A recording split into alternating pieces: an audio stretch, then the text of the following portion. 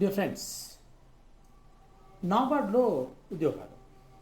ముంబై కేంద్రంగా ఉన్నటువంటి national Bank of Agriculture and Rural Development NABARD, దీనిలో ఉద్యోగాలు అండి. వీటి జీతం 35,000 ఉంటుంది. ఇవి ఆఫీస్ అటెండెంట్ ఉద్యోగాలు. దీనికి సంబంధించినటువంటి group C office attendant in group C, subsidiary service in National Bank of Agriculture and Rural Development NABARD. ఇది ఆన్లైన్లో అప్లై చేసుకోవాలి. దీనికి సంబంధించి అక్టోబర్ 2 నుండి అక్టోబర్ 21 వరకు ఈ అప్లై చేసుకోవడానికి అవకాశం ఉంది. www.nabard.org.లోకి వెళ్ళి ఆన్లైన్లో అప్లై చేసుకోవాలి. దీనికి సంబంధించిన పూర్తి వివరాలు మనం చూసినట్టయితే online application, registration and payments, online fee information, దీనికి సంబంధించి అక్టోబర్ 2 నుండి అక్టోబర్ 21 వరకు ఉంది. ఆన్లైన్ ఎగ్జామినేషన్ నవంబర్ 21కి ఉంటుంది. ఇది సిబిటి టెస్ట్ అంటాం, కంప్యూటర్ బేస్డ్ టెస్ట్. ఈ టెస్ట్ వచ్చేసి ఇంగ్లీష్లో కానీ హిందీలో కానీ ఉంటుంది. దీంట్లో చూసినట్టయితే నెంబర్ ఆఫ్ వేకెన్సీస్ ఉన్నాయి. మీరు ఏ రాష్ట్రం నుండి రాయదలుచుకున్నారో ఆ రాష్ట్రం పేరు రాయాల్సి వస్తుంది. మీరు ఆ రాష్ట్రానికి సంబంధించినటువంటి అఫీషియల్ లాంగ్వేజ్లో మీరు ఖచ్చితంగా ప్రామాణికత కలిగి ఉండాలి. ఇందులో మనం కొన్నిటిని physical handicappeds, ex service mens, disable persons కూడా కేటాయించడం జరిగింది. Unreserved, SC, ST, OBC, EWS. ఇలా ఆంధ్రప్రదేశ్ కానీ అరుణాచల్ ప్రదేశ్ కానీ మీరు ఏ రాష్ట్రంలో రాయాలనుకుంటున్నారో అక్కడ చూసుకుని ఆ రాష్ట్రం భాష మీకు పూర్తిగా అవగాహన కలిగి ఉన్న వాళ్ళు రాయాలి. తెలంగాణలో ఒక పోస్ట్ అన్రిజర్వ్ ఉందండి. ఆంధ్రప్రదేశ్లో వచ్చేసి 2 అన్రిజర్వ్ ఉన్నాయి. తెలంగాణలో 1 ఓబీసీ ఉంది.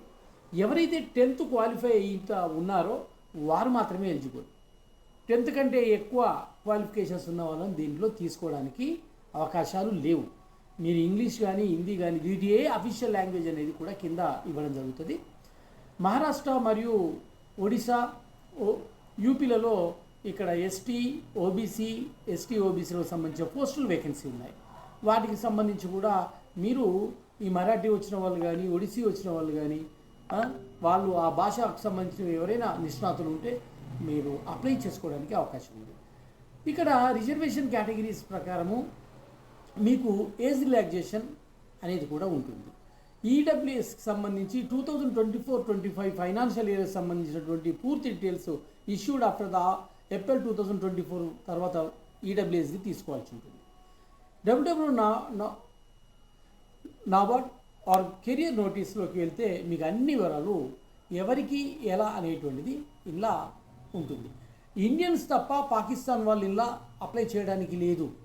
ఎందుకంటే కొందరు ఉన్నారు, కొద్దిమంది పాకిస్తాన్కి సంబంధించిన వాళ్ళు లేదా ఈ యుద్ధంలో పాల్గొన్న వాళ్ళు, ఐపీకేఎస్సి మొదలగు వాటిలో పాల్గొన్నటువంటి ఆర్మీ వాళ్ళకి కూడా ఇందులో కోటా ఇవ్వడం జరిగింది. అక్టోబర్ నాటికి దీనికి సంబంధించి అక్టోబర్ 1కి సంబంధించి 2000 వీళ్ళను ఒక బేస్గా తీసుకోవడం జరుగుతుంది. ఇక మీరు చూసినట్టయితే దీనికి సంబంధించి డిజేబుల్ సర్వీస్ కూడా ఇలా మార్కింగ్ ఉంది. మీరు చూసినట్టయితే బ్లైండ్ వాళ్ళకి, మిగతా వాళ్ళకి అంటే ఫిజికల్ ఛాలెంజ్డ్ పర్సన్స్ కూడా ఇందులో రిజర్వేషన్ ఇవ్వడం జరిగింది. గైడ్లైన్స్ అండ్ పీడబ్ల్యూబీడీ వీళ్ళకు సంబంధించి వివరాలు మీరు చూడవచ్చు. ఎవరైనా 10th క్వాలిఫై ఉన్న వాళ్ళు దీన్ని అప్లై చేసుకోవడానికి ఉంది. దీని సాలరీ వచ్చేసి 35,000 ఉంటుంది.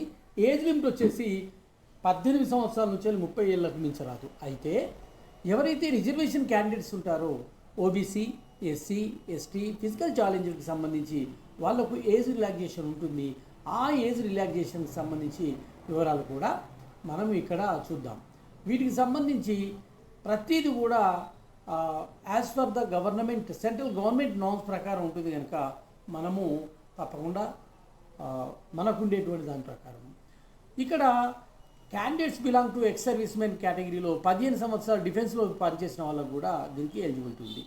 ఇక ఎస్సీ అక్టోబర్ 1, 2024 కంటే ముందు పాస్ అయిన వాళ్ళే ఉండాలి. అక్టోబర్ 1, 2024 గత సంవత్సరం. దాని తర్వాత అక్టోబర్ 2 నాట్ ఎలిజిబుల్, అంటే దీనికంటే ముందు, దీని తర్వాత ఎవరైతే క్వాలిఫై అవుతారో, ఎందుకంటే అక్టోబర్ 21 వరకు ఉంది కనుక అక్టోబర్ 2 తర్వాత ఎవరైతే పాస్ అవుతారో 10+2 10 కానీ ఎస్ఎస్సి కానీ మెట్రికులేషన్ వీళ్ళు అక్టోబర్ 1 కంటే ముందు పాస్ అయి ఉండాలి. ఏజ్కి సంబంధించినట్టయితే 2/10/1994 నుండి నాట్ ఎక్స్టీడ్ 1/10/2006 మధ్యలో జన్మించిన వారై ఉండాలి. ఇక షెడ్యూల్ క్యాస్ట్, షెడ్యూల్ ట్రైబ్కి 5 సంవత్సరాలు ఉంటుంది. వీళ్ళకు 35 సంవత్సరాల వయసు ఉన్నప్పటికీ కూడా వీళ్ళను ఎలిజిబుల్కి అవకాశం ఇస్తారు. ఇక ఓబీసీలకి 3 సంవత్సరాల ఎక్సెస్ ఉంటుంది. మనం ఇంతకుముందు 18-30 సంవత్సరాలు 33 సంవత్సరాల వరకు ఏజ్ లిమిట్ ఇస్తారు. ఇక డిజేబుల్ పర్సన్ వీళ్ళందరికీ 10 సంవత్సరాలు, 13 సంవత్సరాలు, 15 సంవత్సరాలు, అంటే 30+10 40 సంవత్సరాలు, 30+13 43 సంవత్సరాలు, 30+15 40 సంవత్సరాల ఏజ్ లిమిట్ వరకు కూడా వీళ్ళకు ఎలిజిబిలిటీ ఇస్తారు. ఈ ఎక్స్ సర్వీస్ మెన్కి మ్యాక్సిమం ఏజ్ 50 ఇయర్స్ వరకు వీళ్ళకు అవకాశం ఇస్తారు. ఇక వార్ వీడియోస్ మిగతా వాళ్ళందరికీ సంబంధించి వీళ్ళకి 10 ఇయర్స్ అంటే 40 ఇయర్స్ ఏజ్ లిమిట్ వీళ్ళకి ఎగ్జామ్షన్ ఇస్తారు. వీటన్నిటి ఆధారంగా క్యాస్ట్కు సంబంధించి ఎస్సీ, ఎస్టీ, బీసీ ఇవన్నీ కూడా government as per the government norms ఏదైతే ఓబీసీ ఇవన్నీ కూడా గవర్నమెంట్ ఇష్యూ చేసినవి బిఫోర్ ఆ డేట్ ఆఫ్ దానికి మనం తీసుకోవాలి. దీనికి validity SC validity certificate issued by security committee దీన్ని స్క్రీన్ చేస్తుంది. అదేవిధంగా 2024 ఇష్యూడ్ 1/4/2024 కంటే ముందు ఓబీసీ సర్టిఫికేట్ తీసుకుని ఉండాలి. ఈడబ్ల్యూఎస్ కూడా ఇంతకుముందు మనం మాట్లాడుకున్నాం. 5 ఎకరాలకు అగ్రికల్చర్ ల్యాండ్ అబోవ్ ఉండకూడదు. రెసిడెన్షియల్ ఫ్లాట్ 1000 స్క్వేర్ ఫీట్స్ ఉండకూడదు. Residential flat 100 square feet above notified మున్సిపాలిటీస్లో ఉండకూడదు. Residential flat 200 square. ఇది ఈడబ్ల్యూఎస్కి సంబంధించినటువంటి వివరాలు మనము చూస్తున్నాం. ఇక స్పెషల్కి సంబంధించి ఈ టెస్ట్ ఎలా ఉంటుంది? ఈ టెస్ట్ ఇంగ్లీష్లో కానీ హిందీలో కానీ ఉంటుంది. ఇది లాంగ్వేజ్ ఫ్రీక్వెంటీ టెస్ట్ ఎల్పిటి అంటారు. ఆన్లైన్లో జరుగుతుంది. Computer based base on online test. దీన్ని సిబిటి అంటారు. సిబిటి టెస్ట్ అంటారు. ఈ టెస్ట్కు సంబంధించి టెస్ట్ ఆఫ్ రీజనింగ్లో 30 ప్రశ్నలు ఉంటాయి, 30 మార్కులు. తర్వాత ఇంగ్లీష్ లాంగ్వేజ్లో 30 ప్రశ్నలు ఉంటాయి, 30 మార్కులు. జనరల్ అవేర్నెస్లో 30 ప్రశ్నలకు 30 మార్కులు. న్యూమరికల్ ఎబిలిటీలో 30 ప్రశ్నలకు 30 మార్కులు. మొత్తము 120 ప్రశ్నలు ఉంటాయి, 120 మార్కులు. మొత్తము టైం 90 నిమిషాలు, అంటే 1.5 అవర్. అయితే ఇక్కడ మీరు ఎగ్జామ్ రాసినప్పుడు ఒక ప్రశ్నకు 1 మార్క్ వస్తుంది. కానీ ఒక ప్రశ్నకు మీరు రాంగ్ ఆన్సర్ చేస్తే 1/4 మీకు కట్ చేయబడుతుంది. అంటే వచ్చిన మార్కులకి వెళ్ళి 1/4 కట్ చేయబడుతుంది. అంటే ఒకవేళ కనుక మీరు 4 ప్రశ్నలు తప్పుగా రాశారనుకోండి, అప్పుడు 1 మార్కు వచ్చిన మార్కు నుంచి కట్ చేస్తారు. ఇది గుర్తుపెట్టుకోవాలి.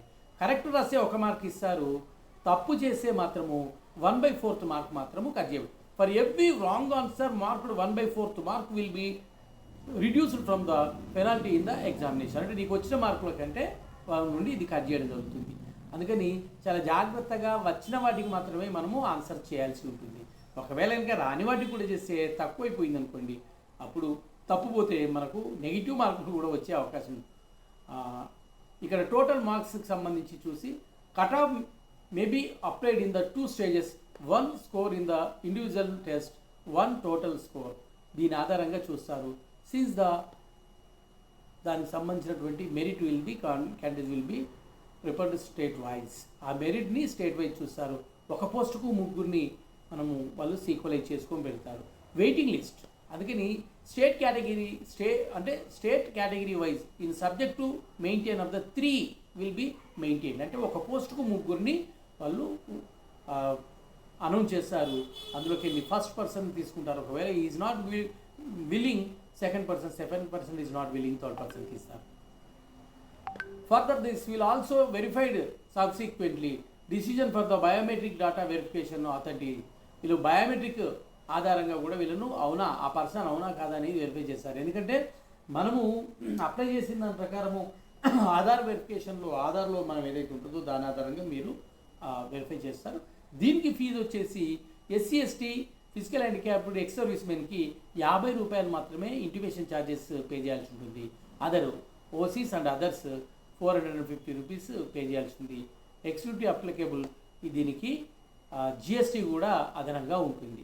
దీనికి జిఎస్టీ 50 రూపాయలకు 500కు జిఎస్టీ కూడా ఎంతైతే పడుతుందో, ఓసీస్ అండ్ ఓబీసీస్ దీనికి 400 + 50 500 ప్లస్ జిఎస్టీ అది బ్యాంకు ద్వారా చేస్తే కనుక పే చేయాల్సి వస్తుంది.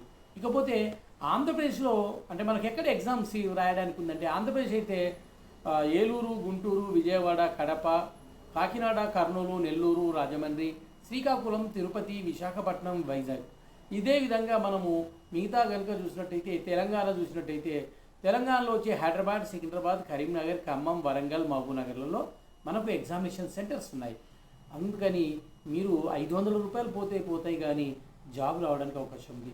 ఇక పే స్కేల్కు సంబంధించి చూసినట్టయితే selected candidates will be drawn starting basic pay 10,940 is a scale.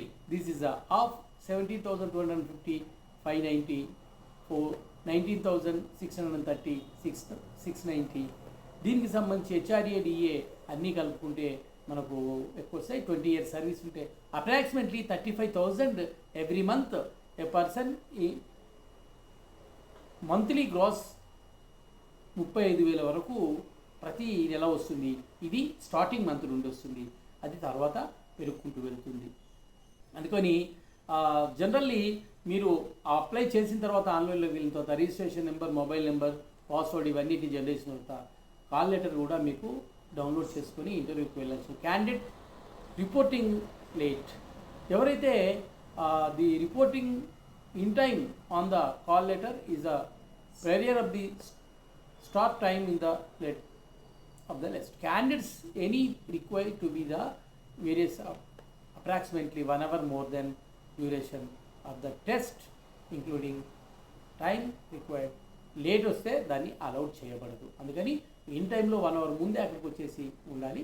Identity verification మనం ఎగ్జామ్ రాసినప్పుడు పాన్ కార్డ్ కానీ, పాస్పోర్ట్ కానీ, పర్మనెంట్ డ్రైవింగ్ లైసెన్స్ కానీ, ఓటర్ కార్డ్ కానీ, బ్యాంక్ పాస్బుక్ విత్ ఫోటోగ్రాఫ్ కానీ, photo identity proof in the gazetted officer official letter along with the photograph, photo identity proof issued by the people's respectiveness official answered along with the ఇవి మనం Aadhaar card కానీ, ఈ Aadhaar card కానీ, employee ID కానీ ఇవి మనం అక్కడ ఎగ్జామ్కు అటెండ్ అయినప్పుడు చూపించాల్సి ఉంటుంది. Ration card and learning driving licence not valid for the proof. అక్కడ నేనేని సిబిటి టెస్ట్ రాయే దగ్గర మీరు చూపించేప్పుడు ఆధార్ కానీ. హౌ టు అప్లై అంటే www.nabad.org వెళ్ళేసి మీరు ఆ అప్లికేషన్ సంబంధించి ఆన్లైన్ ఎగ్జామ్ సంబంధించి Hindi language will be available for the online examination, English only. Application from the should be filled in English only. Option for the using Hindi or English. Application registration, payment of the application fee, photograph, signature and scan upload వీటిని నిర్దిష్ట ఫామ్లో ఉండాలి. అయితే మీ photo కనుక visibility సరిగా లేకపోతే మీ ఆటోమేటిక్గా మీ ఫామ్ను reject చేయడం జరుగుతుంది. ఇది గుర్తుపెట్టుకోవాలి. మీ సిగ్నేచర్ కూడా బ్లాక్ పెన్తో పెట్టాలి. మీ ఫోటో కూడా క్లారిటీగా మీరు అప్లోడ్ చేసుకోవచ్చు, లేకపోతే మీ సేవల దగ్గరికి వెళ్తే చేస్తారు. ఆన్లైన్ అప్లై ఆన్లైన్ మీద మీరు అందులోకి వెళ్ళి క్లిక్ ఆఫ్ ద రిజిస్ట్రేషన్ మీరు ఎంటర్ చేసినప్పుడు సేవ్ అండ్ నెక్స్ట్కి వెళ్ళాలి. అలా వెళ్తూ లాస్ట్కి మీరు కంప్లీట్ రిజిస్ట్రేషన్ బటన్ను క్లిక్ చేస్తే మీ అన్నీ వారికి చేరిపోతాయి. మీరు ప్రింట్అవుట్ కూడా తీసుకోవచ్చు. Valid your details and save and next button ఇవన్నీ కూడా మీరు ప్రింట్అవుట్ తీసుకొని మీ దగ్గర ఉంచుకోవాలి. పేమెంట్ ఆఫ్ ఫీ ఆన్లైన్ మోడ్లోనే ఉంటుంది. అది క్రెడిట్ కార్డ్ కానీ, మాస్టర్ కార్డ్ కానీ, వీసా కార్డ్ కానీ, రూపీ కార్డ్ కానీ, ఇంటర్నెట్ బ్యాంకింగ్ ద్వారా కానీ, ఐఎంఐపి క్యాష్ కార్డ్ కానీ, మొబైల్ వాలెట్ నుండి కానీ దేని నుండి చేయొచ్చు. కానీ డీడీలు, చెక్లు, ఈవోచర్లు ఏవి కూడా దీనికి ఎలిజిబిలిటీ కాదు, యాక్సెప్ట్ చేయబడదు. అయితే applicant intimation charges non refundable. ఈ 50 రూపాయలు ఏదైతే ఉందో నాన్ రిఫండబుల్ అని. ఇన్ కేస్ ఎగ్జామ్ కనుక క్యాన్సిల్ అయితే మీ ఫీజుని మీకు రిటర్న్ చేస్తారు. అందుకని చాలా జాగ్రత్తగా మీరు అప్లికేషన్ ఫామ్ నింపేసి 500 కనుక మీరు ఏమీ ఇబ్బంది పడాల్సిన అవసరం లేదు. ఒక్కసారి ప్రయత్నం చేయండి. 10th జాబ్ వస్తే 35,000 సాలరీ, సెంట్రల్ గవర్నమెంట్ నామ్ ప్రకారం మీకు సాలరీస్ వస్తాయి కనుక ఎట్టి పరిస్థితుల్లో ఈ అవకాశాన్ని దుర్వినియోగం చేసుకోకండి. ప్రయత్నం చేయండి, అవకాశాన్ని ఉపయోగించుకోండి. ప్రయత్నం చేయకపోతే ఏమీ ఉండదు. ఆల్రెడీ 2 అక్టోబర్ నుండి 21 అక్టోబర్ వరకు మనకు అవకాశం ఉంది కనుక మీరు అప్లై చేసుకుంటారని ఆశిస్తూ మీ కురపాటి మోహన్ మీకు మరిన్ని అవకాశాలతో మీ ముందుకు వస్తాను. All the best friends, all the best.